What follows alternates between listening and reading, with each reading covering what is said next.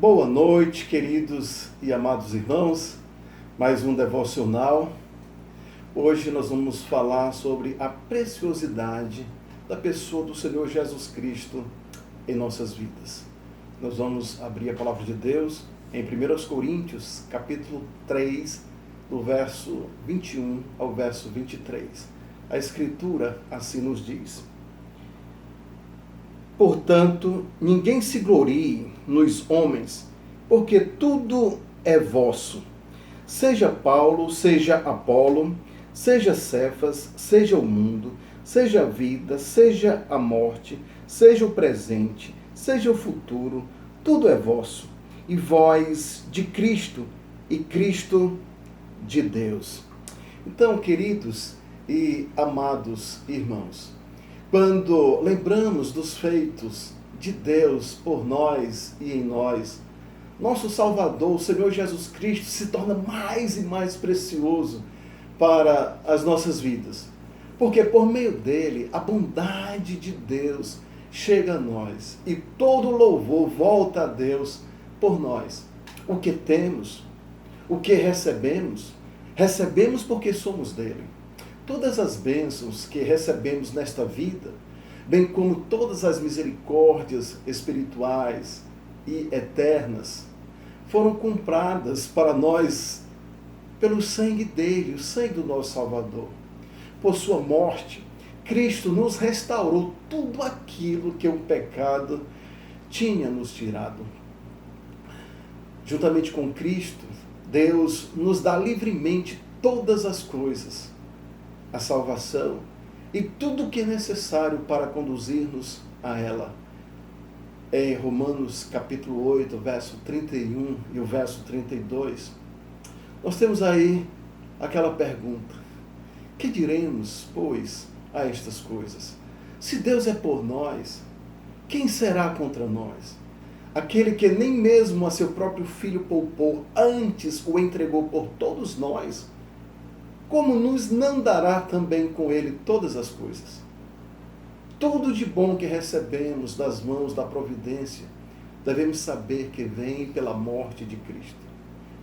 Visto que estamos com Cristo, tudo que recebemos da providência se torna uma bênção para nós. Quando estamos em Cristo, temos mais do que perdemos na queda de Adão. Nós somos ajudados, somos socorridos de diversas formas, seja quem for que sirva de meio para o nosso bem. O comando para que isso seja feito é dado por nosso Salvador, o Senhor Jesus Cristo. O cuidado de Cristo pelos crentes de Damasco fez com que Saulo fosse impedido de destruí-los. Nós podemos ver isso em Atos capítulo 9 e o verso 3, 4 e 5. Diz assim a Escritura, Atos capítulo 9. E Saulo, respirando ainda ameaças e mortes contra os discípulos do Senhor, dirigiu-se ao sumo sacerdote e pediu-lhe cartas para Damasco, para as sinagogas, a fim de que, se encontrasse alguns deste caminho, quer homens, quer mulheres, os conduzisse presos a Jerusalém. E indo no caminho, aconteceu que, chegando perto de Damasco, subitamente o cercou um resplendor de luz do céu, e caindo em terra, ouviu uma voz que lhe dizia: Saulo, Saulo, por que me persegues? E ele disse: Quem és, Senhor? E disse o Senhor: Eu sou Jesus a quem tu persegues. Duro é para ti recalcitrar contra os aguilhões. Como Cristo abriu a porta da graça ao morrer por nossos pecados, assim Ele mantém essa porta aberta, por Ele estar na presença de Deus, intercedendo por nós. Em Hebreus capítulo 4 e o versículo 15, nós temos essa verdade. Hebreus 4 e 15. A Escritura assim nos diz: visto que temos um grande sacerdote, Jesus, Filho de Deus, que penetrou nos céus, retenhamos firmemente a nossa confissão, porque não temos um sumo sacerdote que não possa compadecer-se das nossas fraquezas, porém um que, como nós, em tudo foi tentado, mas sem pecado. Verso 16. Cheguemos, pois, com confiança ao trono da graça, para que possamos alcançar misericórdia e achar graça, a fim de sermos ajudados em tempo oportuno. Em Romanos ainda, capítulo 8, e o versículo 33, e o versículo 34 nos diz: quem tentará acusação contra os escolhidos de Deus? É Deus quem os justifica. Quem é que condena? Pois é Cristo quem morreu, ou antes, quem ressuscitou dentre os mortos, o qual está à direita de Deus e também intercede por nós. Se isso não fosse verdade, então cada vez que pecássemos, estaríamos estancando a misericórdia divina. Mas Deus nos consola com sua palavra. Em 1 João, capítulo 2, versos 1 e 2, ele diz assim: meus filhinhos, estas coisas vos escrevo para que não pequeis. E, se alguém pecar, temos um advogado para com o Pai, Jesus Cristo o justo. E ele é a propiciação pelos nossos pecados. E não somente pelos nossos, mas também pelos de todo o mundo. As respostas para todas as nossas orações são obtidas por meio dele, por meio de nosso Salvador, o Senhor Jesus Cristo.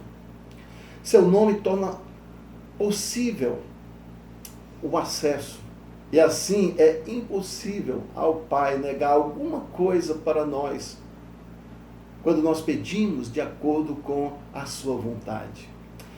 Nós temos um versículo tão maravilhoso, eu acredito que todos nós conhecemos, João capítulo 15, o verso 16, que diz assim: não me escolhestes vós a mim, mas eu vos escolhi a vós, e vos nomeei, para que vades e deis fruto, e o vosso fruto permaneça, a fim de que tudo quanto em meu nome pedirdes ao Pai, ele vos conceda.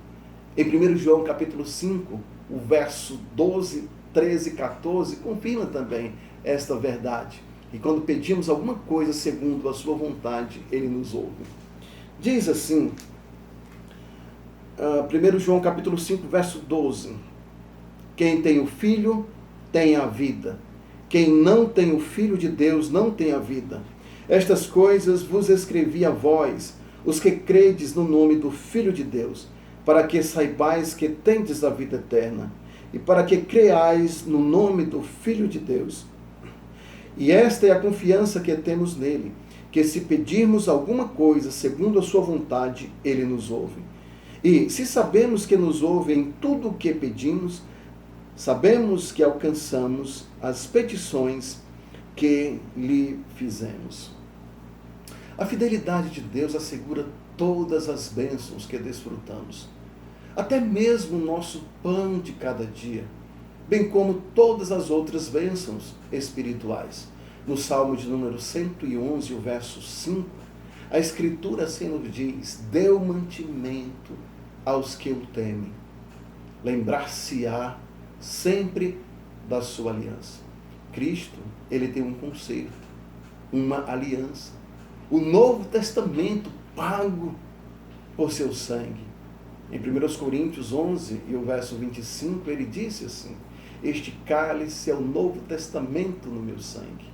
Então devemos agradecer ao Senhor Jesus Cristo por cada coisa boa que recebemos desse concerto, aliança e testamento. Eu termino aqui, meus queridos e amados irmãos, lembrando o versículo destes devocionais, 2 Coríntios 4:17. Porque a nossa leve e momentânea tribulação produz para nós um peso eterno de glória muito excelente. Vamos orar. Senhor, nosso Deus, nosso Pai, muito obrigado por tua graça em nossas vidas. Obrigado pelo privilégio que temos em sermos chamados teus filhos.